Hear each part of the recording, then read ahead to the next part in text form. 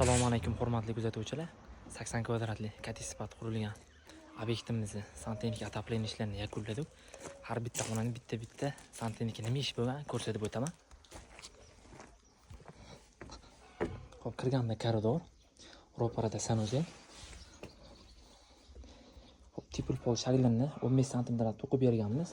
Qaysidir sabablarga ko'ra beton treshina bo'lmasligi uchun tenfini lenta aylantirganmiz. Kollektorimiz ham nisha qilib uyib kirgizib yuborganmiz. Kirganda mana chap qo'l kuxna bo'ldi.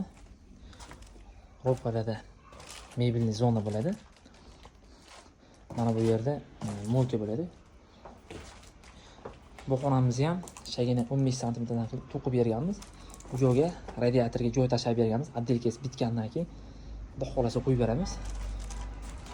Bu obyektimizni izolyatsiyasi juda zo'r bo'lgan.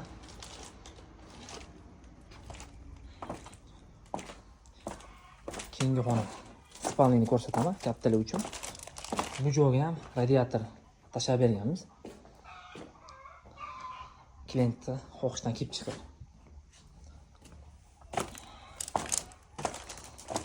Bu yer sanuzel. Rakvina uchun joy, dush uchun joy. Mana unitar uchun joy. Shu joyda ikkinchi ma'lumotni aytib o'taman. Yuzli dimxo chiqarib o'rganmiz. Unitazni knopkasini bo'silganda, suv tortganda rakvinaning sifoni, trapdagi sifondagi suv o'pib ketib qolmasligi uchun bu joydan kanalizatsiyaga havo oladi. Havo olganda shunda trap rakvinadagi suv o'pib ketib qolmaydi. Bolalar uchun yotoqxona deytizki. Bu joyga ham radiator uzunni chiqarib berganmiz. Hamma xonani patologik izolyatsiya bo'lgan, 2 qavat tashalgan. Mana vinovatalardan.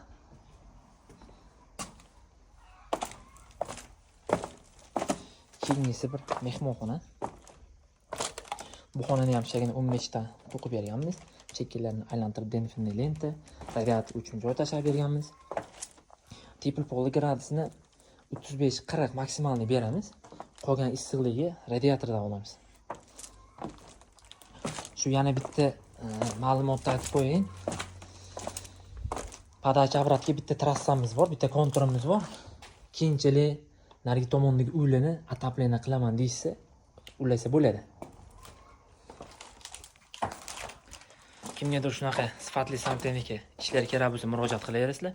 Xudo xolasa sizlarni ham obyektivni shunaqa chiroyli, akkuratni, zo'r hisob-kitoblarga asoslangan holda bitirib beramiz.